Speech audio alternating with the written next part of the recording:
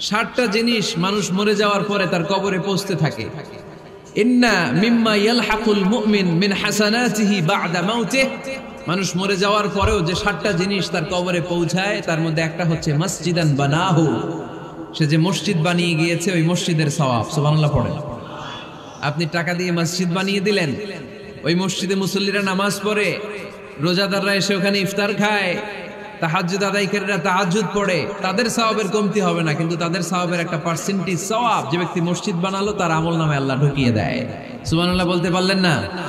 হে নামাজি আমার ঘরে নামাজ পড়ো আজ, দিল মে তোমার চরণ তলে হৃদয় যায় নামাজ। হে নামাজি আমার ঘরে নামাজ পড়ো আজ, দিল মে তোমার চরণ তলে হৃদয় যায় নামাজ। পড়েন আল্লাহু আকবার। কি সুন্দর লিখেছেন কাজী নজরুল ইসলাম। কাজী নজরুল ইসলাম খুব সুন্দর করে বলেছেন, মসজিদেরই পাশে আমায় কবর দিও ভাই, ঠিক কিনা? মসজিদেরই পাশে আমায় কবর দিও ভাই, যেন গোরে হতে মুয়াজ্জিনের আযান শুনতে পাই। আমার গোরের পাশে দিয়ে ভাই নামাজিরা যাবে, পবিত্র সেই পায়ের ধ্বনি এ বান্দা শুনতে পাবে।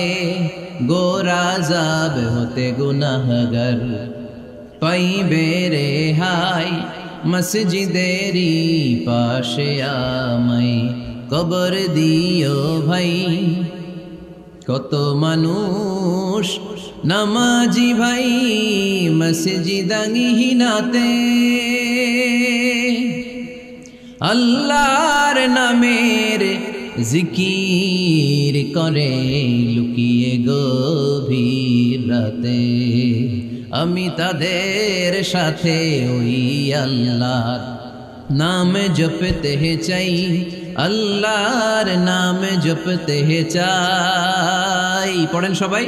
মসজিদেরই পাশে আমায় কবর দিও ভাই, যেন গোরে হতেও মুয়াজ্জিনের আযান শুনতে পাই। চিল্লায় পড়তে হবে আমিন।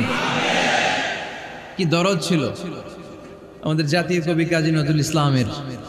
মসজিদের পাশে আল্লাহ তুমি আমার কবর দিও। আল্লাহ এই দোয়াটা কবুল করে নিয়েছে, ঠিক কিনা? ওনার কবরের পাশে মসজিদ আছে না নাই? আছে। এজন্য মসজিদের সাথে সম্পর্ক জুড়ে দেওয়া এটা ইমানদারের আলামত, আর মসজিদকে ঘৃণা করা এটা মুনাফিকের আলামত। এজন্য আমরা যেন আমাদের হৃদয়টাকে মসজিদের সাথে জুড়ে দেই, মসজিদের সাথে যেন সুসম্পর্ক থাকে। মসজিদ সবার, মসজিদ নিয়ে দলাদলি নাই। দলাদলি আছে অনেক জায়গায়, হানাফি মসজিদ, আহলে হাদিস মসজিদ এরকম আমরা দেখি বা শুনি, এটা ঠিক না। হানাফি মসজিদ বলে কোনো কথা নাই, আহলে হাদিস মসজিদ বলে কোনো কথা নাই। মসজিদ সবার। ছোট্ট খাট্ট বিষয় নিয়ে মসজিদে মারামারি, একজন হাত তোলে আরেকজন তোলে না, কিলাকিলি আছে না নাই? একজন বলে জোরে আমিন, আরেকজন আস্তে আমিন, মারামারি আছে না নাই? এগুলো কি মারামারি করার কোনো বিষয়? কথা বলেন। সালাতে ফরজ আছে, ওয়াজিব আছে, সুন্নাহ আছে। খেয়াল করে বুঝবেন, ফরজ যদি নষ্ট হয় সালাত ভঙ্গ হয়, you have to repeat your সালাত। ওয়াজিব নষ্ট হলে সালাত ভঙ্গ হয় না, নতুন করে পড়া লাগে না, সেজদায় সাহু দিলেই সালাত আদায় হয়ে যায়। আর সুন্নাহ নষ্ট হলে নামাজ নষ্টও হয় না, নতুন করে পড়াও লাগে না, সৌ সেজদাও লাগে না, নামাজ আদায় হয়ে যায়। সুন্নাহ নষ্ট হলে, এই যে হাত তোলা না তোলা এটা সুন্নাহ, আমিন জোরে বলা না বলা এটা কি সুন্নাহ, যেটা কোনো কারণে কেউ না করলেও তার নামাজ কবুল করে নিবে কে? আর এই সব সুন্নত লই আমগো দেশে গিলাগিলি। মৌলভীবাজারে মাশাআল্লাহ এগুলা নাই, এখানেও আছে। এগুলোর অবসান ঘটুক, আমরা চাই কি চাই না? আর কত এই ছোটখাটো বিষয় নিয়ে আমরা এই বিভেদের প্রাচীর আর দেয়ালকে উঁচু করব আমাদের মাঝখানে? কবে আমরা ঐক্যের সিন্ডিকেট করব? কবে? আর কবে সাদা মনের মানুষ হব? কবে? আর কত? অনেক হয়েছে, আর না, এবার থামেন। বিভেদের প্রাচীরকে ভেঙে চুড়িয়ে দেন। ঐক্যের এমন সিন্ডিকেট গড়তে হবে যাতে কোনো অপশক্তি এই ঐক্যকে ভাঙতে না পারে, বানচাল করতে না পারে। চিল্লায় বলেন ঠিক কিনা? এজন্য মিউচুয়াল রেসপেক্টের দরকার, পারস্পরিক শ্রদ্ধাবোধ সব ক্ষেত্রে, রাজনীতিতে, সামাজিক অ্যাক্টিভিটিসে আমাদের আলেম ওলামাদের মধ্যে পারস্পরিক শ্রদ্ধাবোধের দরকার, মিউচুয়াল রেসপেক্ট। কেউ কাউরে রেসপেক্ট করে না, আমি যেটা বলছি এটাই সব, বাকি সব হারাম, এরকম বলে না অনেকে। এরকম যেন না করি। তাহলে মসজিদ সবার, মসজিদ আল্লাহর হাবিব সাল্লাল্লাহু আলাইহি ওয়াসাল্লাম খ্রিস্টানদেরকে মসজিদে ঢুকতে দিয়েছেন, আর আমরা মুসলমান ভাইয়ের জন্য মসজিদে তালা ঝুলাই দেই, আছে না নাই? আল্লাহর হাবিব সাল্লাল্লাহু আলাইহি ওয়াসাল্লাম কোথাও গেলেই প্রথমে মসজিদ বানাতেন। কি বানাতেন? মসজিদ বানাতেন। মক্কা থেকে হিজরত করে মদিনায় আসলেন, কোবায় থাকলেন কয়েক সপ্তাহ। কোবা পল্লীতে তিনি মসজিদ বানালেন, মসজিদ কোবা। ওখানে প্রতি শনিবার কেউ যদি ওযু করে ওখানে যে 2 রাকাত নামাজ পড়ে, একটা কবুল উমরার সওয়াব আল্লাহ তাআলা তার আমলনামায় দিয়ে দেয়। মসজিদে কোবা বানালেন। তারপরে মদিনায় এসে মসজিদে নববী বানালেন আল্লাহর হাবিব সাল্লাল্লাহু আলাইহি ওয়াসাল্লাম, মসজিদে নববী। এটা ছিল আল্লাহ রাসূল সাল্লাল্লাহু আলাইহি ওয়াসাল্লামের বৈশিষ্ট্য। কোথাও গেলেই তিনি মসজিদ বানাতেন, মসজিদে নববী। হায় রে, এখন তো কত সুন্দর মসজিদ আমরা দেখি, আমরা যে সালাত পড়ি। আল্লাহর হাবিব সাল্লাল্লাহু আলাইহি সাল্লামের সময় মসজিদে নববী কি এরকম ছিল? কথা বলেন। ফ্লোর ছিল বালুর ফ্লোর। কিসের ফ্লোর? আমাদের মসজিদের ফ্লোর কিসের? টাইলস। আর আল্লাহ রাসূল সাল্লাল্লাহু আলাইহি ওয়াসাল্লামের মসজিদে নববীর ফ্লোর কিসের? কথা বলে না তো আওয়াজ করে উত্তর দেন না কেন? কষ্ট হচ্ছে? দুপুরে খাইছেন না সবাই? কেন খান নাই কেন? রোজা রাখছিলেন? হ্যাঁ, ফজর বাদে আইছি। আচ্ছা ঠিক আছে, ঠিক আছে। আচ্ছা আচ্ছা, সাউন্ড নাই, কথা শোনা যায় না। তো এটা শুনলা কেমনে?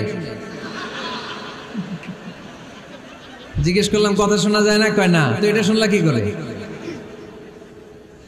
মানে অল্প শোনা যায়, তাই তো? একটু পরে আমার বিদায় ঘন্টা বাজবে, আমি চলে যাব। তোমরা ডিস্টার্ব করতে করতে আমার সময় শেষ। তোমরা ডিস্টার্ব করলে তোমাদের লস। আমি আমার টাইমের 1 মিনিটে বেশি যেতে পারবো না, কারণ এখানে আসরের সালাতের আজান শুরু হয়ে যাবে, এরপরে কোনো কথা নেই। আর বক্তব্য লম্বা করা এটা বেদাত। এই বেদাতকে আমি সুন্নাতের মধ্যে আনতে চাচ্ছি। একটা সময়ে একেবারে কমায় নিয়ে আসবো। এত প্রোগ্রামও আমি করতে চাই না। আমি ঘোষণা দিয়েছি আগামী বছরে সারা বাংলাদেশে আমার প্রোগ্রাম হবে 50টা। কয়টা? 50টা। এরপরের বছর 30টা, এরপরের বছর 20টা। বিভাগীয় প্রোগ্রাম করলেই চলবে আমার। এক এক বিভাগে যে 2 দিন 3 দিন খালাস। এত দরকার নেই, এত লম্বা চূড়ার বক্তব্যের দরকার নেই। আধা ঘন্টা চুপ করে শুনেন, কয়েকটা মেসেজ ড্রপ করি, take it with you to your home, then practice and apply in the society. নিয়ে যান, আমল করেন, সমাজে কাজে লাগান। সমাজটা আলোকিত করে দিবে কে? খুতাবুকুম তাওয়িলা সালাওয়াতুকুম কাসীরা। আল্লাহর হাবিব সাল্লাল্লাহু আলাইহি ওয়াসাল্লাম বললেন, কিয়ামতের একটা আলামত, কিয়ামতের আগে তোমাদের বক্তব্য হয়ে যাবে লম্বা, সালাত হয়ে যাবে খাটো। সালাতের পরে তাসবিহ পড়তে চায় না লোকজন, ব্যস্ত, মহা ব্যস্ত, সুপার বিজি। কোত্থেকে আসলে এই ব্যস্ততা? আপনি রবের সাথে মুনাজাত, না যাই ইউনাজি মুনাজাত, আপনার রবের সাথে একাকী নীরবে কথা বলতে মনে চায় না আপনার? এত তাড়াহুড়ো কিসের? ধীর স্থির হন, একটু স্থির হন, একটু মনোদৈহিক প্রশান্তি অর্জনের চেষ্টা করেন। সব সময় ব্যস্ত, ধাক্কাধাক্কি, উচ্ছৃঙ্খলা, এগুলো আমাদেরকে শেষ করে দিয়েছে। এজন্য লম্বা চোরা বক্তব্য ঠিক না। বক্তব্য শুনতে আমাদের ভালো লাগে, আমল করতে ভালো লাগে না। বক্তব্যটা শেষেই সিগারেট ধরায়, আছে না নাই? মাহফিল শেষেই বিড়ি ধরায়, কয় চমৎকার ওয়াজ করছে হুজুরে। ওয়াজটা সেই রকম হয়েছে, অনেক কণ্ঠ সুন্দর হুজুরের। এতদিন ইউটিউবে দেখছি, আজকে সরাসরি দেখাইছি, আছে না নাই? তো কি লাভ হয়েছে? লাভটা হয়েছে কি? এই যে মাহফিল শেষে বিড়িটা ধরাইলেন আর গেলেন, কোনো লাভ হয় নাই। এগুলো থেকে বেরিয়ে আসতে হবে। বছরের পর বছর আমাদেরকে শিখানো হয়েছে একভাবে। কেউ এই পরিবর্তনের আওয়াজ তোলে নাই। আওয়াজ আপনাকে তুলতে হবে। আওয়াজ তোলার জন্য এত মানুষ লাগে না, আপনি একাই যথেষ্ট। আপনি দাঁড়ান না সামনে, দেখবেন আপনার সামনে কেউ টিকে থাকতে পারবে না, ঠিক কিনা? কিন্তু আপনার শক্ত সিদ্ধান্ত লাগবে, পরিবর্তনের জন্য শক্ত মানসিকতা লাগবে, যে আমি পরিবর্তন করতে চাই। We have to change. যুগ জামানা পাল্টে দিতে চাই না অনেকজন। এক মানুষই আনতে পারে জাতির জাগরণ। এক মানুষই বিপদকালে বাঁচায় কাফেলায়, ক্ষুদ্র ডিঙ্গি বাঁচায় জাহাজ অসীম দরিয়ায়। এজন্য আপনার শক্ত সিদ্ধান্ত পারে আপনার মৌলভীবাজারটাকে দেশের শ্রেষ্ঠ জেলা, শ্রেষ্ঠ থানা হিসেবে আল্লাহর কাছে কবুল করতে, ঠিক কি না? এজন্য লম্বা চূড়া আলোচনা ঠিক না। ছোটখাটো অল্প কয়েকটা মেসেজ নিয়ে যেতে পারলেই that's enough. One of the minor signs before the day of judgment, your Islamic lectures will be very longer. And your salah 5 times a day will be shorter. কিয়ামতের আগে বক্তব্য লম্বা, নামাজ খাটো, তাসবিহ পড়ে না, ব্যস্ত, মহাব্যস্ত। এই মহাব্যস্ততা ছাড়েন, কোরআন সুন্নাহর দিকে ফিরে আসেন। বরকত দিবে কে? বিশ্বনবীর মসজিদে নববীর ফ্লোর বালুর ফ্লোর ছিল, আমাদের ফ্লোর টাইলস। আল্লাহর হাবিব সাল্লাল্লাহু আলাইহি ওয়াসাল্লামের মসজিদে বালি নিচে, এই বালিতে নামাজ পড়তেন। বৃষ্টি হলে কাদামাটি হয়ে যেত, কাদামাটিতেই সেজদা করতেন। সেজদা করলে কাদার মাটি আল্লাহর হাবিব সাল্লাল্লাহু আলাইহি ওয়াসাল্লামের নাকে আর কপালে লেগে যেত। তিনি সালাম ফিরিয়ে সাহাবাদের দিকে মুখ ফিরিয়ে বসলে দেখতেন প্রতিটা সাহাবীর নাকে আর কপালে কাদার মাটি মিশে আছে। তার মানে প্রিয় নবী সাল্লাল্লাহু আলাইহি ওয়াসাল্লামের মসজিদে নববী ছিল কাঁচা, কিন্তু মুসল্লি ছিল পাকা। আমাদের মসজিদগুলা হয়েছে পাকা, কিন্তু মুসল্লি কাঁচা, ঠিক কি না? ফজরের সালাতে মানুষ নাই। ইমাম সাহেব আছেন কে কে এলাকায়? দেখি ইমাম, মসজিদের ইমাম, মাশাআল্লাহ। আপনাদের এইখানে মসজিদে ফজরের নামাজে কয় কাতার হয়? 5 জন 6 জন? কেনে এত কম? কেনে? হ্যাঁ, আসে না, আসতে চায় না লোকজন। তো এই যে 5-6 জন ফজরের সালাতে, কল্পনা করতে পারেন ফজরের সালাতে এত কম লোক? ফজরের জামাতে লোক যায় না, এটা একটা মহামারী। যেদিন ফজরের জামাতের দৃশ্য আর জুমার নামাজের দৃশ্য একরকম হয়ে যাবে, ওই দিনই বাংলাদেশে ইসলাম কায়েম হয়ে যাবে। এখন স্লোগান তোলে বিপ্লব বিপ্লব, ইসলামে বিপ্লব। আর ফজরের সময় আমি কম্বলের ভিতরে, আছে না নাই? কোনো বিপ্লব হবে না। ফজরের নামাজ জামাতে পড়ুন, সকালটারে বরকতময় করে দিবে কে? আল্লাহর হাবিব সাল্লাল্লাহু আলাইহি ওয়াসাল্লামের মসজিদ ছিল সবার জন্য উন্মুক্ত, এখানে সবাই আসতে পারত। এজন্য মসজিদ হবে সবার। আমরা মসজিদের আবাদকারী হতে চাই। এজন্য রব্বুল আলামিন বলেন, ইন্নামা ইয়া'মুরু মাসাজিদাল্লাহি মান আমানা বিল্লাহি ওয়াল ইয়াউমিল আখির ওয়া আকামাস সালাতা ওয়া আতাজ যাকাতা ওয়া লাম ইয়াখশা ইল্লাল্লাহ ফাআসা উলাইকা আন ইয়াকুনু মিনাল মুহতাদিন। সুবহানাল্লাহ পড়েন। রব্বুল আলামিন বললেন মসজিদের আবাদকারী হবে তারা যারা আল্লাহর প্রতি ঈমান আনে, আখিরাতের প্রতি ঈমান আনে, যারা সালাত কায়েম করে, যারা যাকাত আদায় করে, যারা দুনিয়ার কাউকে ভয় পায় না, ভয় পায় একজনকে। চিল্লায় বলেন তিনি কে? যাদের হৃদয়ে আছে আল্লাহর ভয়, তারা কবু পথ ভুলে যায় না। আল্লাহর প্রেম ছাড়া এই দুনিয়া কারো কাছে কোনো কিছু চায় না, ঠিক কিনা? তাহলে যারা মসজিদের আবাদকারী এরা ভয় পায় একজনকে, চিল্লায় বলেন তিনি কে? মসজিদের আবাদকারীদের প্রথম গুণ, তারা আল্লাহ বিশ্বাস করে, তারা আখিরাতে বিশ্বাস করে, তারা সালাত কায়েম করে, তারা যাকাত আদায় করে, তারা আল্লাহ ছাড়া পৃথিবীর কাউরে ভয় পায় না। আল্লাহ বলেন ফাআসা উলাইকা আন ইয়াকুনু মিনাল মুহতাদিন। আশা করা যায় তারাই হলো হেদায়েতের রাস্তার উপরে আছে, ঠিক কি না? তারাই মসজিদের আবাদকারী, যারা মসজিদে যায়, সালাত আদায় করে। এখন মসজিদের আবাদকারী আপনি হতে চান, আপনি মসজিদে যান না, আপনি আবাদকারী হতে পারবেন? মসজিদের অনেক সভাপতি আছে মসজিদে যায় না, আছে না নাই? মৌলভীবাজারে এই সমস্যা বোধহয় নাই। মসজিদের সেক্রেটারি মসজিদে যায় না, আছে না নাই? তাহলে হইলো, এটা হইলো, এটা মেনে নেওয়া যায়? এজন্য সভাপতি সাহেবরা, আপনি কষ্ট করে মসজিদ বানিয়েছেন, মসজিদে যাবেন। সভাপতি সাহেব আপনি মসজিদে যাবেন, সেক্রেটারি সাহেব আপনি মসজিদে যাবেন, তাহলে আপনি সঠিক মসজিদের আবাদকারী হবেন, ঠিক কিনা? আমরা মসজিদের আবাদকারী হতে চাই ইনশাআল্লাহ। পড়েন উমরানুল মাসাজিদ। মসজিদের আবাদ কি করে করতে হয়? মসজিদ আবাদ করার 1 নাম্বার মাধ্যম হচ্ছে মসজিদ নির্মাণ করা।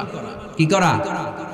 নির্মাণ করা। খেয়াল করবেন, আল্লাহর হাবিব সাল্লাল্লাহু আলাইহি ওয়াসাল্লাম বলেছেন, মান বানা মসজিদান মিন মালিহি ফিদ দুনিয়া বানাল্লাহু লাহু বাইতান ফিল জান্নাহ।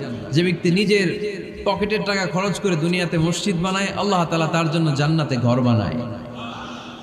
60টা জিনিস মানুষ মরে যাওয়ার পরে তার কবরে পৌঁছতে থাকে।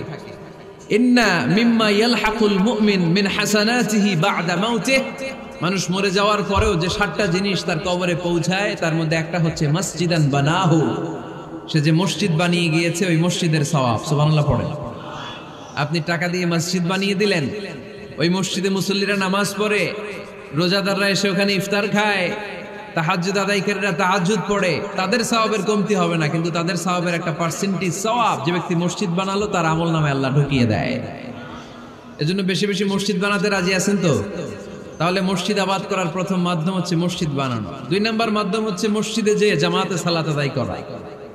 জামাতে সালাতুল জামাআ তাফদুলু সালাতাল ফাযযি বি27 দারাজা। ঘরে নামাজ পড়লে একা একা পড়লে যেই সওয়াব, জামাতে পড়লে 27 গুণ বেশি সওয়াব। সুবহানাল্লাহ বলতে পারলেন না? হে নামাজি আমার ঘরে নামাজ পড়ো আজ, দিল মে তোমার চরণ তলে হৃদয় যায় নামাজ। হে নামাজি আমার ঘরে নামাজ পড়ো আজ, দিল মে তোমার চরণ তলে হৃদয় যায় নামাজ। পড়েন আল্লাহু আকবার। কি সুন্দর লিখেছেন কাজী নজরুল ইসলাম। মসজিদ কেমন যেন মসজিদ তার নিজের ভাষায় আল্লাহর কাছে কেঁদে কেঁদে ফরিয়াদ জানায়, আল্লাহ নামাজিরা আমার ঘরে আসে না, কি সুন্দর টাইলস, কি সুন্দর মুসল্লা, কি সুন্দর এয়ার কন্ডিশন, সব আছে কিন্তু মুসল্লি নাই, ঠিক কিনা? মসজিদগুলো আল্লাহর কাছে ফরিয়াদ জানায়। এজন্য আমরা যেন মসজিদমুখী হই। কি মুখী? আওয়াজ করে বলতে হবে, কি মুখী? মসজিদমুখী। তাহলে মসজিদ আবাদের 1 নাম্বার পদ্ধতি মসজিদ বানানো। 2 নাম্বার মসজিদে বেশি বেশি যে জামাতে সালাত আদায় করা। 3 নাম্বারে মসজিদের সাথে সম্পর্ক জুড়ে দেওয়া, হৃদয়টা যেন সবসময় মসজিদের সাথে লেগে থাকে। আল্লাহর হাবিব সাল্লাল্লাহু আলাইহি ওয়াসাল্লাম বললেন, সাবআতুন ইউযিল্লুহুমুল্লাহু ফি যিল্লিহি ইয়াওমা লা যিল্লা ইল্লা যিল্লু। 7 শ্রেণীর ব্যক্তিকে আল্লাহ তাআলা কিয়ামতের দিন আরশের নিচে ছায়া দিবে, যেদিন আল্লাহর আরশের ছায়া ছাড়া কোনো ছায়া পৃথিবীতে থাকবে না। সেই দিনটা কি এই দিনের মতো? কিয়ামতের দিনটা আজকের এই দিনের মতো হবে? 50,000 বছর হবে। এটা লেন্থ, এটা ডিউরেশন। কাআন সাফসাফা লা তারা ফিহা ইওয়াজা ওয়ালা আমতা, লেভেল প্লেইং ফিল্ড, তামার জমিন। একটু কল্পনা করেন তো ওই দিনটা কত ভয়ঙ্কর। বাবা ছেলেরে চিনবে না ওই দিন, ছেলে বাবারে চিনবে না, স্ত্রী স্বামীকে চিনবে না, স্বামী স্ত্রীকে চিনবে না, পীর সাহেব মুরিদ চিনবে না, মুরিদ পীর সাহেবকে চিনবে না, নেতা কর্মীকে চিনবে না, কর্মী নেতাকে চিনবে না। হায় হায়, ইয়া নাফসি ইয়া নাফসি বলে কাঁদবে। সূর্যটা মাথার কাছে চলে আসবে, সূর্যের তাপে মাথার মগজগুলো গলে গলে নাকের ছিদ্র আর কানের ছিদ্র দিয়ে টপ টপ করে বেয়ে বেয়ে পড়বে। তৃষ্ণায় মানুষগুলো পাগল পাড়া, জিহ্বাটা বের হয়ে নাভি পর্যন্ত ঝুলতে থাকবে। সেদিন সবাই পাগলের মতো ছুটতে থাকবে, কোনো ছায়া নাই আল্লাহর আরশের ছায়া ছাড়া। আল্লাহর হাবিব বললেন 7 শ্রেণীর ব্যক্তিকে আল্লাহ তাআলা আরশের নিচে ছায়া দিবেন। এর মধ্যে 1 শ্রেণীর ব্যক্তি রাজুলুন কলবুহু মুআল্লাকুন বিল মাসাজিদ, ওই ব্যক্তি যার হৃদয়টা সবসময় আল্লাহর মসজিদের সাথে লেগে থাকে। মসজিদের সাথে যার হৃদয় লেগে থাকে তাকে আরশের নিচে ছায়া দিবে কে? এজন্য মসজিদের সাথে যেন আমাদের হৃদয়গুলো লেগে থাকে। অনেকেই দেখবেন এত ভালো নামাজে, জোহর পরে টেনশন করে আসরটা কই পড়বো, আসর পরে চিন্তা করে মাগরিবের সময় আমি কোথায় থাকবো, মাগরিবের সময় টেনশন, ইস এশাটা হয়ে গেলেই তো শেষ। এরকম লোক আছে না নাই?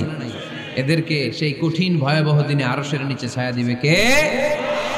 তারপরে মসজিদ আমাদের 4 নাম্বার পদ্ধতি, মসজিদকে পরিচ্ছন্ন রাখা, মসজিদকে ঝাড়ু দেয়া। মসজিদকে যারা পরিষ্কার করে তাদের হৃদয়ের যন্ত্রণা দূর করে দেয় কে? সাইয়েদনা ইব্রাহিম আলাইহিস সালাম এবং ইসমাঈল আলাইহিস সালামকে আল্লাহ তাআলা আদেশ করেছেন, তাহহিরা বাইতিয়া লিত-তাইফিনা ওয়াল আকিফিনা ওয়ার রুকআই সুজুদ। হে ইব্রাহিম ইসমাঈল, বাপ বেটা দুইজন মিলে মসজিদ ঝাড়ু দাও। কি ঝাড়ু দাও? মসজিদেরি ঝাড়ু বড়দার ও কামারে হাত শোনো আমার মুনাজাত। পড়েন, শোনো শোনো ইয়া ইলাহি আমারে মুনাজাত শোনো, আমারে মুনাজাত পড়েন আমিন। মসজিদ ঝাড়ু দেওয়া মসজিদ আমাদের অন্তর্ভুক্ত। আপনারা কেউ কোনোদিন মসজিদ ঝাড়ু দিয়েছেন নাকি? কে কে দিয়েছেন দেখি? সবাই সবাই মসজিদের খাদেম, মাশাআল্লাহ। আমিও দিছি মসজিদ ঝাড়ু, অনেক দিছি, মাশাআল্লাহ। আল্লাহ তুমি কবুল করো। যাদের হৃদয়ে বড় জ্বালা, ফ্যামিলিতে সুখ নাই, শান্তি নাই, তারা হৃদয়ে প্রশান্তি আনতে চাইলে এতিমখানায় যাবেন, এতিমের মাথায় হাত বুলিয়ে দিবেন, এতিমের মুখে খাবার তুলে দিবেন। আপনার হৃদয়টারে নরম করে দিবে কে? আল্লাহর ঘর মসজিদে যাবেন, নিজ হাতে মসজিদটারে একটু পরিষ্কার করে দিবেন, আপনার জীবনটারে উজালা করে দিবে কে? তাহলে এগুলো করার মাধ্যমে আমরা মসজিদের আবাদ করতে চাই। আমরা মসজিদের আবাদকারী হতে চাই কি চাই না? আল্লাহর ঘর মসজিদ আবাদ করার মতো শ্রেষ্ঠ কাজ পৃথিবীতে হতে পারে না। এই মসজিদের কিছু আদব আছে, আল্লাহ রাসূল সাল্লাল্লাহু আলাইহি ওয়াসাল্লাম বলেছেন এই আদবগুলো মেনটেন করে যেন আল্লাহর ঘর মসজিদের সাথে আমরা ব্যবহার করি। মসজিদের 1 নম্বর আদব হচ্ছে মসজিদে ওযুর সাথে প্রবেশ করা। কিসের সাথে? ওযু করে পরিচ্ছন্ন হয়ে মসজিদে প্রবেশ করা। এজন্য অপবিত্র অবস্থায় গোসল ফরজ, এরকম অবস্থায় মসজিদে ঢোকা যাবে? কথা বলেন, ঢোকা যায়? যেই নারীদের মাসিক চলতেছে, মেনস্ট্রুয়েশনাল পিরিয়ড চলতেছে, ওই নারীদের পক্ষে মসজিদে ঢোকা জায়েজ আছে? নাই। তাহলে এটা হলো 1 নম্বর আদব। মসজিদে ঢোকার সময় কি করে ঢুকবো? ওযু করে। আওয়াজ করে বলেন, কি করে ঢুকবো? ওযু করে। 2 নম্বর আদব হচ্ছে মসজিদে যাওয়ার সময় সবচেয়ে ভালো জামাটা পরে যাব, সবচেয়ে ভালো পাঞ্জাবিটা পরে যাব। জানতো আপনারা? না সবচেয়ে সিরাটা পরে যাব? হ্যাঁ, অনেকের নামাজের জন্য একটা পুরান জামা আছে, সিরা পারা, এদিকে হাত উঠালে দিতে দেখা যায়, আছে না নাই? সবচেয়ে সিরা পারাটা রাখে নামাজের জন্য, কপাল পোড়া। আর সুন্নাতে খাতনার অনুষ্ঠানে গেলে মাশাআল্লাহ লেহেঙ্গা গায়ে দেয়া যায়, আছে না নাই? না, আপনি ইবাদতের জন্য সবচেয়ে সুন্দর জামাটা রাখবেন।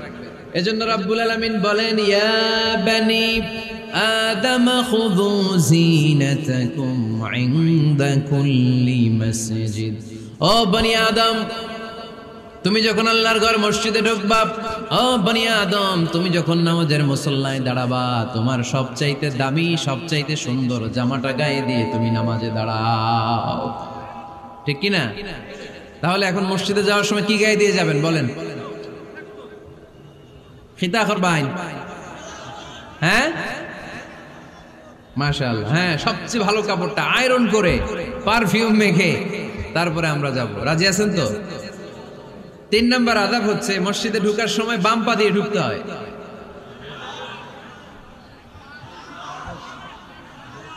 কোন পা? আরো জোরে। এদেরকে গুতা মারা লাগে, নাইলে আওয়াজ বাড়ে না। এরকম ভলিউম টাইট করতে হয়, ভলিউম হাই করলে আর করে বাড়ে, এমনি বলতে চায় না। আর ঘটনা কি? হ্যাঁ, খায় নাই। বদরের যুদ্ধ হয়েছিল রমাদানে, কোন সাহাবী খায় নাই, না খাইয়া একেবারে সাইজ করে দিছে কাফেরদেরকে। আমরা না খেলেও আমাদের হৃদয়ে ইমানি শক্তি আছে না নাই? এই তো বোঝা যাচ্ছে ইমানি শক্তি আছে। এতক্ষণ আছিল কই? তো মসজিদে ঢোকার সময় কোন পা দিয়ে? এগুলো মনে থাকে আমাদের? ভুলা যাই আমরা, খেয়াল থাকে না তো এগুলা। এত কিছু মনের মধ্যে রাখলে এগুলো মনে থাকবে কেমনে? মসজিদে ঢোকার সময় কোন পা? আরো জোরে। বেরোয়ার সময় কোন পা? মনে থাকবে? মসজিদে যখন ঢুকবেন ডান পা দিয়ে ঢুকবেন, আর দোয়া পড়বেন, আউযু বিল্লাহিল আযীম ওয়া বিওয়াজহিল কারীম ওয়া সুলতানিহিল কদীম মিনাশ শাইতানির রাজীম। বিষ্ণু সাল্লাল্লাহু আলাইহি ওয়াসাল্লাম বললেন, যে ব্যক্তি মসজিদে ঢোকার সময় এই দোয়াটা পড়বে, শয়তান আফসোস শুরু করে। সে বলে, হায় হায়, আজকের দিনের জন্য, সারা দিনের জন্য তো তুই আমার ওয়াসওয়াসা থেকে বেঁচে গেলি। আজকের সারা দিনের জন্য তোরে আমি হারালাম, আজকের সারাটা দিন আল্লাহর পক্ষ থেকে প্রোটেকশন নিয়ে তুই বেঁচে গেলি। আজকের জন্য যা, কালকে তোরে আমি ধরবো। এজন্য এই দোয়াটা পড়ার দরকার আছে না? আউযু বিল্লাহিল আযীম ওয়া বিওয়াজহিল কারীম ওয়া সুলতানিহিল কদীম মিনাশ শাইতানির রাজীম। 4টা বাক্যের দোয়া। মুখস্থ করতে কষ্ট হলে যে ইউটিউবে চলে যাবে আজকেই, ওখান থেকে শুনে আপনারা মুখস্থ করে নেবেন। এই দোয়াটা পড়বেন, তাহলে ওই দিনের জন্য শয়তানের ওয়াসওয়াসা, টেম্পটেশন, প্রভোকেশন থেকে আপনি আল্লাহ তাআলার প্রোটেকশনে চলে গেলেন। সুবহানাল্লাহ পড়েন। তারপর আল্লাহর হাবিব বললেন, ঢোকার আগে আমারে সালাম দাও। পড়বেন আসসালামু আলাইকা আইয়ুহান নাবিয়্যু ওয়া রাহমাতুল্লাহি ওয়া বারাকাতুহু।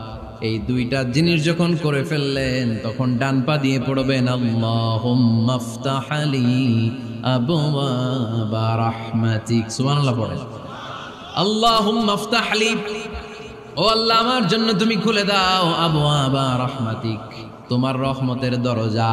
তার মানে মসজিদে ঢুকলে রহমত পাওয়া যায় কি যায় না?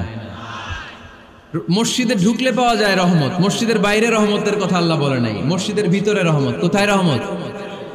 কোথায়? মসজিদের ভিতরে রহমত আছে না? তার প্রমাণ মসজিদে ঢুকলেই শান্তি লাগে কেমন জানি, আর ঘুমে ধরে। মসজিদে ঘুমাইছেন কারা কারা দেখি? সবাই ঘুমাইছেন? আরে আমি কত ঘুমাইছি। জুমার নামাজের সময় যে কি ঘুম আসে আসে আসে কমন পড়ছে, একেবারে কমন পড়ে গেছে। ঘুম আসে কারণ রহমতের ঝিরি ঝিরি বাড়ি ধারা আল্লাহ তাআলা আরশের উপর থেকে নাজিল করতে থাকে।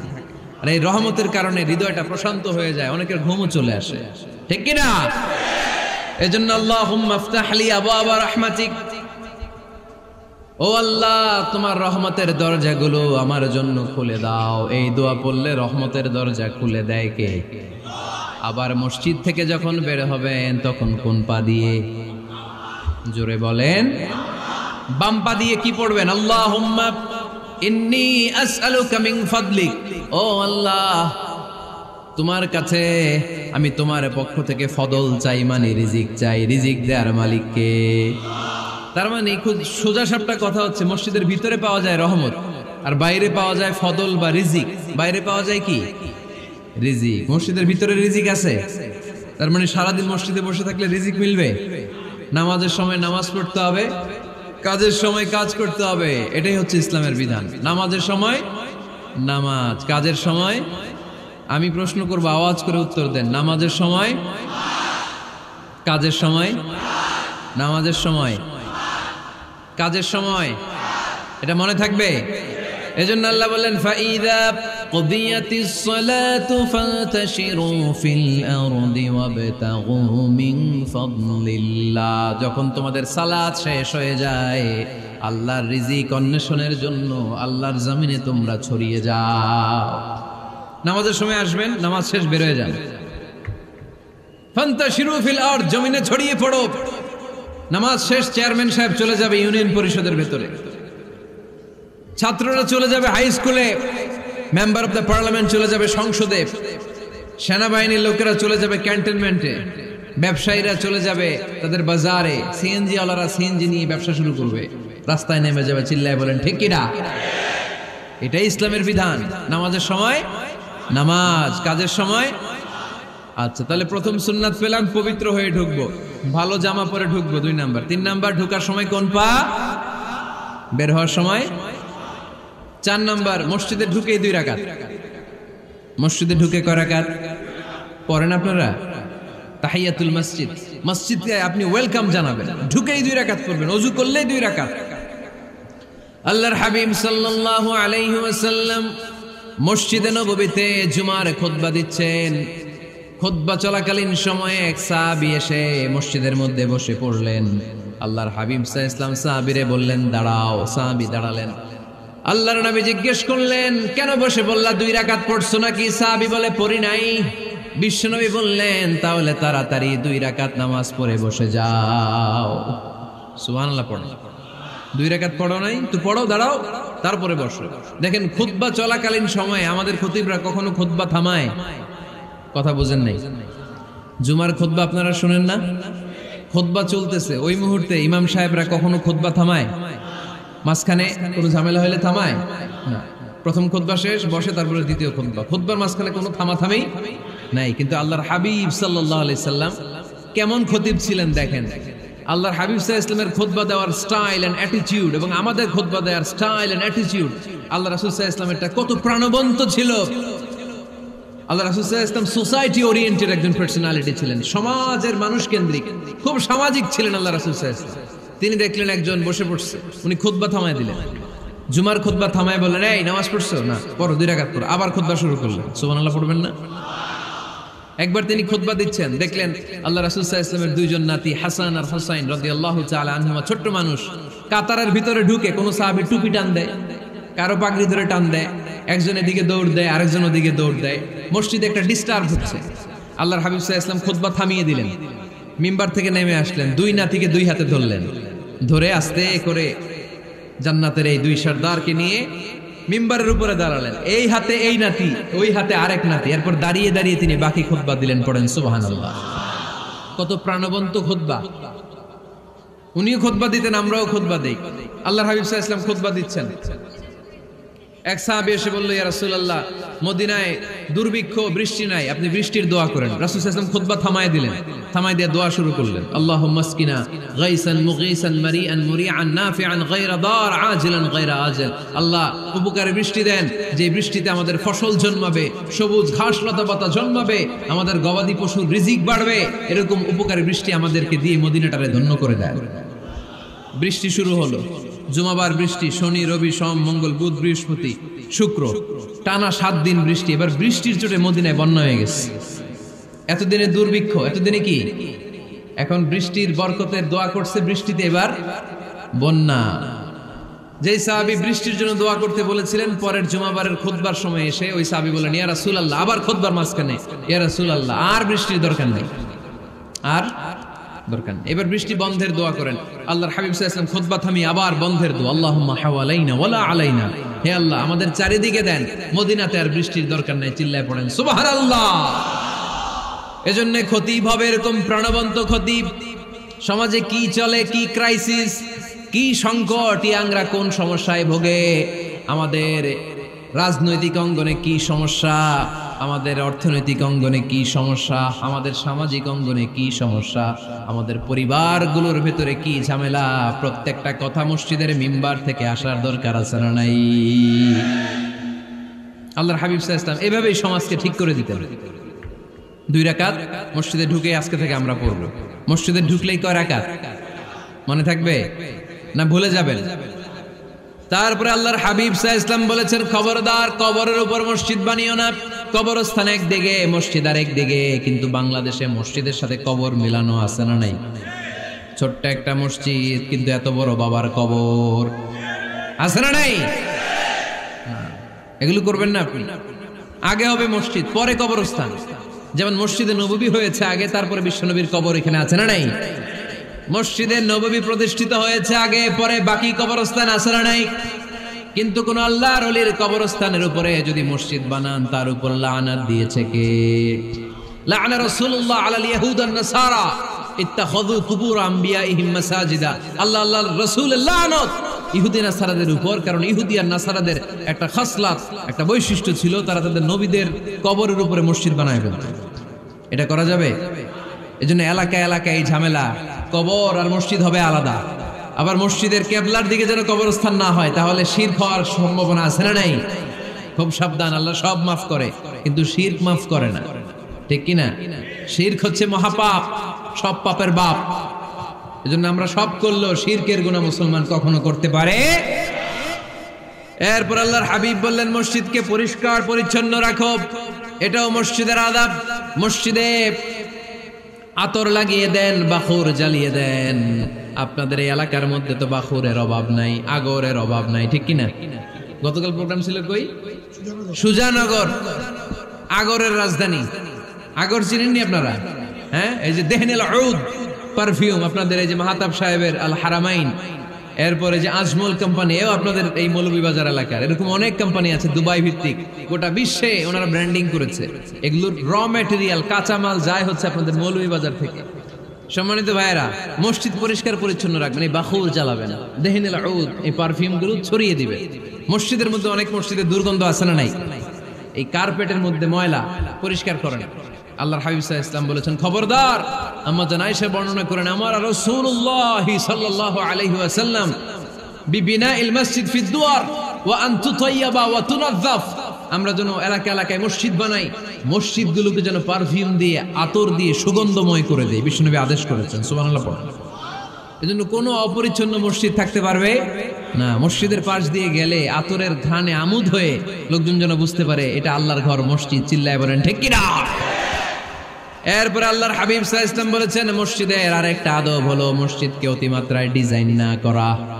বেশি ডিজাইন করা যাবে না, এমন ডিজাইন করা যাবে না যে এটা মসজিদ বুঝাই যায় না, এত লাইটিং ফাইটিং করে, এটা কি মসজিদ না কমিউনিটি সেন্টার বুঝাই যায় না। আছে না নাই? আছে। এরকম যেন আমরা না করি সম্মানিত ভাইরা।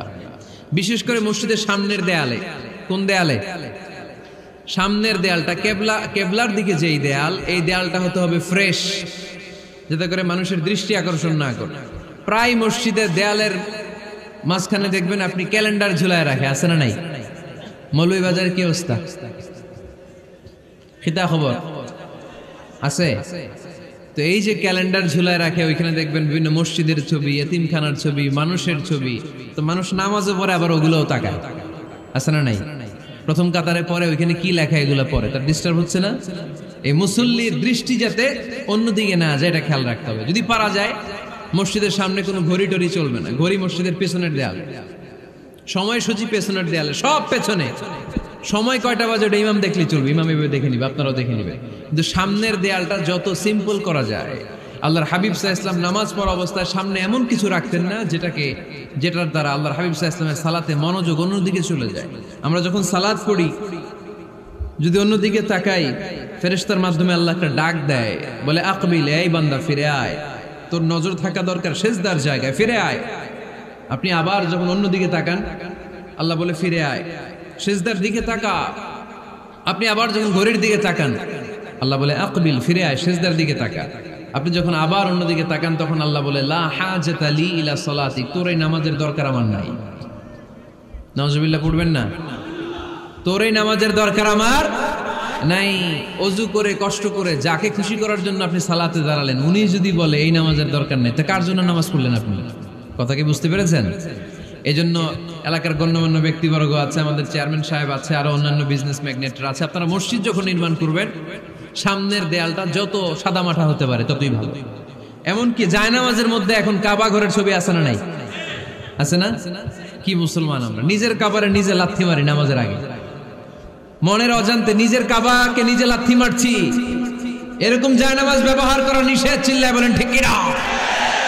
সাদা ফ্রেশ জায়নামাজ বাজারজাত করেন, আপনাদের সিদ্ধান্তই ওনাদের ব্যবসা বয়কট হয়ে যাবে। আপনারা যদি এখন থেকে মসজিদের মিনারা আর কাবা ঘরের যে প্রতিকৃতি বা ছবি, এরকম ছবি সম্বলিত জায়নামাজ কিনা বন্ধ করে দেন, এদের মার্কেট থাকবে? কথা বলেন। কালকে থেকে আমরা জায়নামাজ কেনার সময় ফ্রেশ জায়নামাজ কিনব।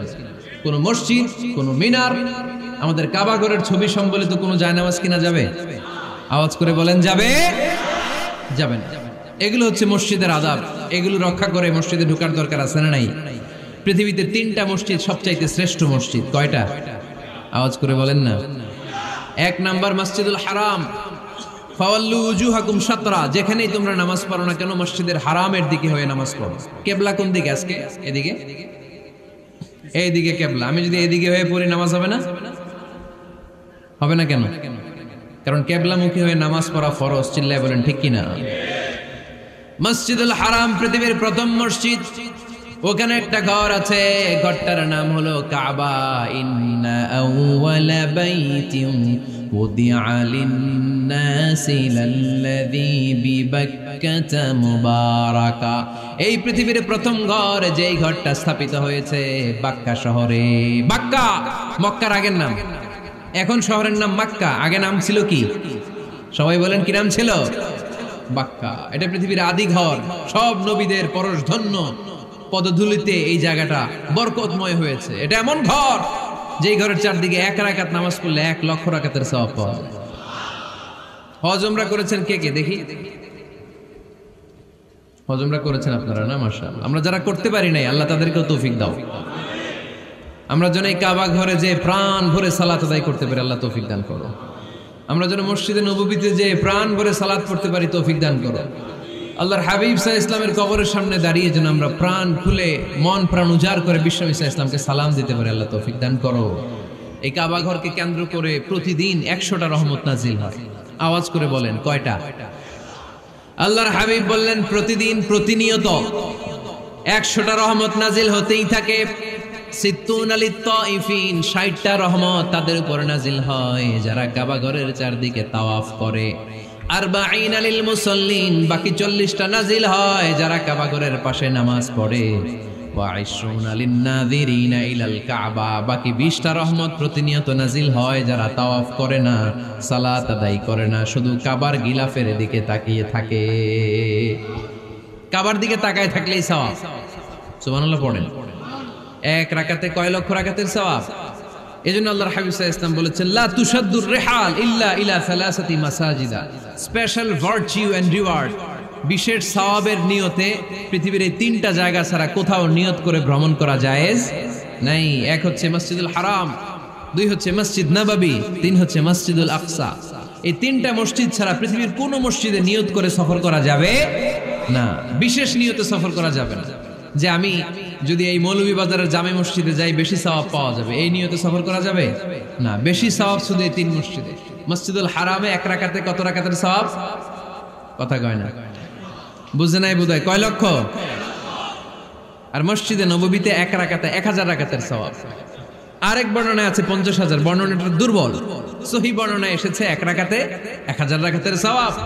মসজিদুল আকসায় সালাত পড়লে 1 রাকাতে, এক বর্ণনায় এসেছে 250 রাকাতের সওয়াব, আরেক বর্ণনায় এসেছে 500 রাকাতের সওয়াব। এই 3টা মসজিদ ছাড়া যে নামাজ পড়লে বেশি সওয়াব হবে, এই নিয়তে সফর করা যাবে? চিল্লায় বলেন যাবে। তবে মসজিদটা দর্শন করার জন্য যেতে পারবে। মসজিদটা দেখতে কেমন, এটার ক্যালিওগ্রাফিক্যাল ডিজাইন কেমন, এটার আর্কিটেকচারাল ডিজাইন কেমন, এটার দৃষ্টিনন্দন সৌন্দর্য কেমন, মসজিদটা দেখতে কেমন, দেখতে যেতে পারবেন। কিন্তু বিশেষ সওয়াব রিওয়ার্ড এই 3টা মসজিদ ছাড়া অন্য কোনো মসজিদের জন্য হবে না। এই মসজিদ হচ্ছে আমাদের সামাজিক ঐক্যের কেন্দ্রবিন্দু, এটা হচ্ছে আমাদের কমিউনিটি সেন্টার। আমরা শুধু নামাজের জন্য মসজিদকে ইউজ করি, এছাড়া আরো অনেক ইউসেজ আছে মসজিদের। খেয়াল রাখবেন, আমাদের মুসলমানদের মসজিদ হিন্দুদের মন্দিরের মতো নয়। কোথায় আজান হইছে? শেষ করে দিব না? সুবহানাকাল্লাহুম্মা ওয়া বিহামদিকা আশহাদু আল্লা ইলাহা ইল্লা আনতা আস্তাগফিরুকা ওয়া আতুবু